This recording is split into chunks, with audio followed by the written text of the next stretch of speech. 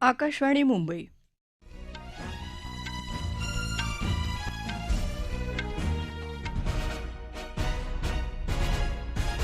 श्रद्धा मुखेडकर बातम्या देत आहे. ठळक बातम्या.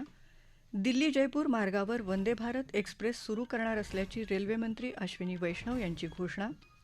प्रतिबंधित संघटना पॉप्युलर फ्रंट ऑफ इंडियाच्या 19 सदस्यांच्या विरोधात राष्ट्रीय तपास संस्थेचं 5वं आरोपपत्र दाखल.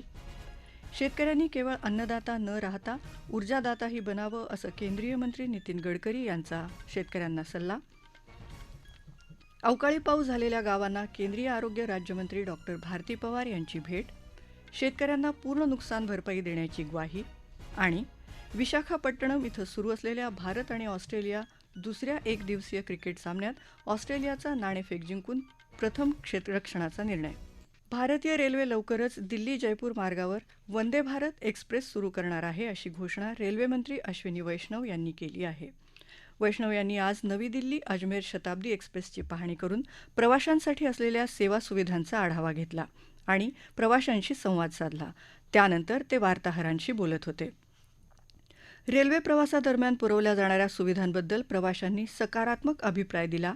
रेल्वेगाड्या आणि प्लॅटफॉर्म्स आता पूर्वीपेक्षा अधिक स्वच्छ झाले असल्याचं प्रवासी म्हणाले, असं वैष्णव यांनी सांगितलं.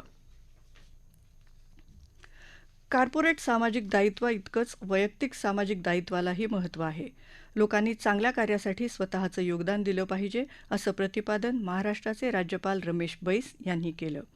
ते C20 चौपाल या कार्यशाळेच्या उद्घाटनप्रसंगी बोलत होते. सामाजिक संस्था विविध प्रकारचे समाजकार्य निरंतर करत असतात, परंतु सर्वसामान्यांना याविषयी जाणीव नसते.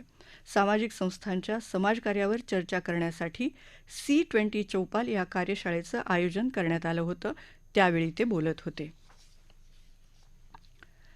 सरकार उद्यापासून नवी दिल्लीत जागतिक डिजिटल आरोग्य परिषदेचं आयोजन करणार आहे. भारताच्या G20 अध्यक्षपदाचं औचित्य साधून समाजाच्या शेवटच्या घटकापर्यंत आरोग्य सुविधा पोहोचवण्याच्या उद्देशानं जागतिक आरोग्य संघटनेच्या आग्नेय आशिया विभागीय कार्यालयाच्या सहयोगानं ही परिषद आयोजित करण्यात आली आहे, असं आरोग्य मंत्रालयानं म्हटलं आहे.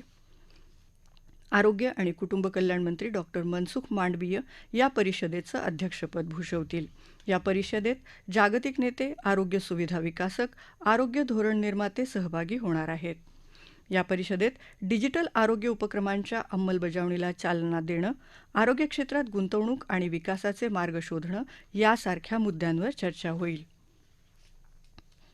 नागपुरात C20 या G20 कार्यगटाची बैठक होणार असून शिखर परिषदेच्या सुरुवातीच्या बैठकीत विविध मुद्द्यांवर नागरी संस्था संघटनांचं विचारमंथन आयोजित करण्यात आलं आहे.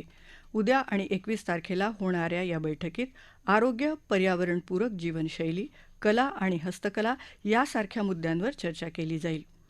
या ठिकाणी होणारी चर्चा पुढे धोरणात्मक प्रस्तावाचं स्वरूप घेईल आणि ते प्रस्ताव G20 सचिवालयाला प्रदान केले जातील, अशी माहिती C20चे शेर्पा डॉक्टर स्वदेश सिंग यांनी काल नागपुरात आयोजित पत्रकार परिषदेत दिली.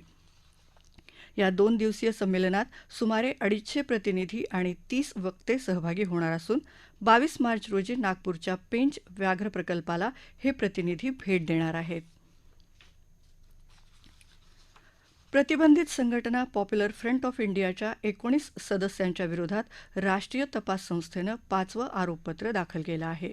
यामध्ये संघटनेच्या राष्ट्रीय कार्यकारिणीतल्या 12 सदस्यांचा समावेश आहे. या सदस्यांवर देशात इस्लामिक न्यायव्यवस्था स्थापित करण्यासाठी जिहाद सुरू करण्याचे षडयंत्र रचण्याचा आरोप ठेवण्यात आला आहे. या संघटनेच्या संदर्भातल्या विविध प्रकरणात आजवर 105 जणांच्या विरोधात आरोपपत्र दाखल केलं असल्याची माहिती राष्ट्रीय तपास संस्थेच्या प्रवक्त्यानं दिली. गेल्या वर्षीच्या एप्रिल महिन्यापासून या प्रकरणाचा तपास सुरू असून PFI देशाला धर्माच्या आधारावर विभाजित करण्यासाठी षडयंत्र रचत असल्याचं या तपासात समोर आलं आहे. या राष्ट्रीय बातम्या आकाशवाणीच्या मुंबई केंद्रावरून देत आहोत. अछूता हो जिस बात से देश का कोना कोना.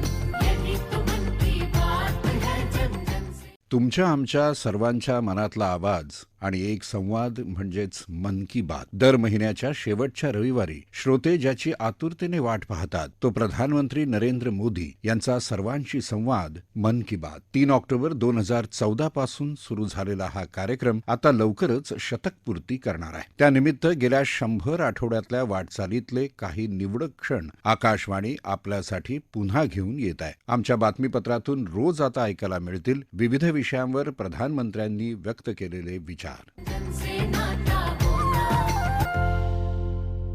आपल्या प्राणांची बाजी लावून देशाच्या सीमांचं रक्षण करणाऱ्या भारतीय सैन्यातल्या अधिकारी आणि सैनिकांची गेल्या कित्येक वर्षांपासून एक पद एक निवृत्ती वेतन ही मागणी होती.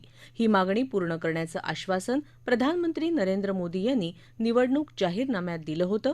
केंद्रात सत्तेवर आल्यानंतर त्यांनी ते प्राधान्यानं पूर्ण केलं. मैं आपको विश्वास दिलाता हूं, मैंने निवृत्त सेना के जवानों के बीच में वादा किया है कि मेरी सरकार 1 रैंक 1 पेंशन लागू करेगी. हम जिम्मेवारी से हटते नहीं हैं और सरकार बनने के बाद भिन्न भिन्न विभाग इस पर काम भी कर रहे हैं. मैं जितना मानता था उतना सरल विषय नहीं है, पेचीदा है और 40 साल से उसमें समस्याओं को जोड़ा गया है. मैंने इसको सरल बनाने की दिशा में, सर्वस्वीकृत बनाने की दिशा में सरकार में बैठे हुए सबको रास्ते खोजने पर लगाया हुआ है.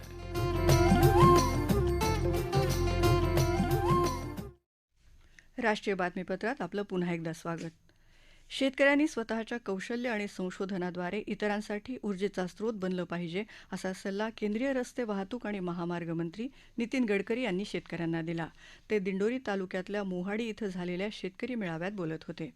पारंपरिक पिकामध्ये आता पैसा नसून शेतकऱ्यांना पैसा कमवायचा असेल तर तो इथेनॉल आणि इतर हरित इंधन बनवणाऱ्या पिकांवर शेतकऱ्यांनी लक्ष केंद्रित करावं असंही त्यांनी सांगितलं.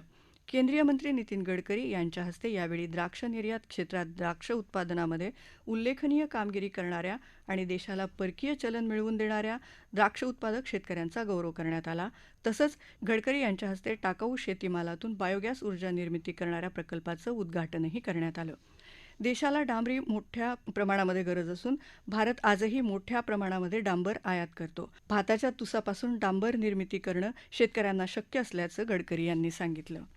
नाशिकच्या निफाड तालुक्यातल्या पालखेड, कुंभारी, नांदुर्डी, उगावखेड, पंचकेश्वर मोठ्या प्रमाणात झालेल्या अवकाळी पाऊस आणि गारपिटीमुळे शेतकऱ्यांचं मोठ्या प्रमाणावर नुकसान झालं आहे. या पार्श्वभूमीवर केंद्रीय आरोग्य राज्यमंत्री डॉक्टर भारती पवार यांनी तातडीनं शेतकरी बांधवांची भेट घेतली आणि पिकाची पाहणी केली. गारपीट आणि पावसाने प्रचंड नुकसान झालेल्या शेतकऱ्यांचे पंचनामे करण्याचे आदेशही पवार यांनी संबंधित अधिकाऱ्यांना दिले.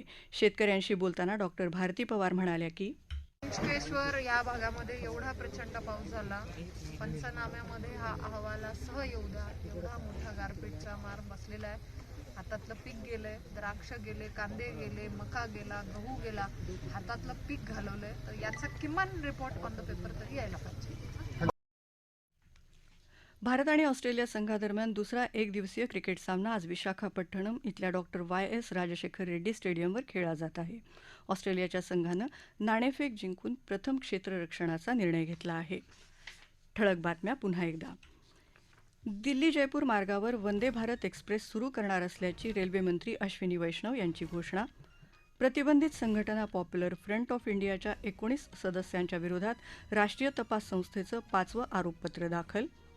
शेतकऱ्यांनी केवळ अन्नदाता न राहता ऊर्जादाताही बनावं असा केंद्रीय मंत्री नितीन गडकरी यांचा शेतकऱ्यांना सल्ला. अवकाळी पाऊस झालेल्या गावांना केंद्रीय आरोग्य राज्यमंत्री डॉक्टर भारती पवार यांची भेट. शेतकऱ्यांना पूर्ण नुकसान भरपाई देण्याची ग्वाही. आणि विशाखापट्टणम इथं सुरू असलेल्या भारत आणि ऑस्ट्रेलिया दुसऱ्या एकदिवसीय क्रिकेट सामन्यात ऑस्ट्रेलियाचा नाणेफेक जिंकून प्रथम क्षेत्ररक्षणाचा निर्णय. आकाशवाणीच्या बातम्यांसह जगभरातल्या बातम्या तुम्ही ट्विटरवर AIRnews_मुंबई या हँडलवरही दिवसभर पाहू शकता. याबरोबरच आकाशवाणी मुंबई केंद्रावरचं हे राष्ट्रीय बातमीपत्र संपलं. नमस्कार.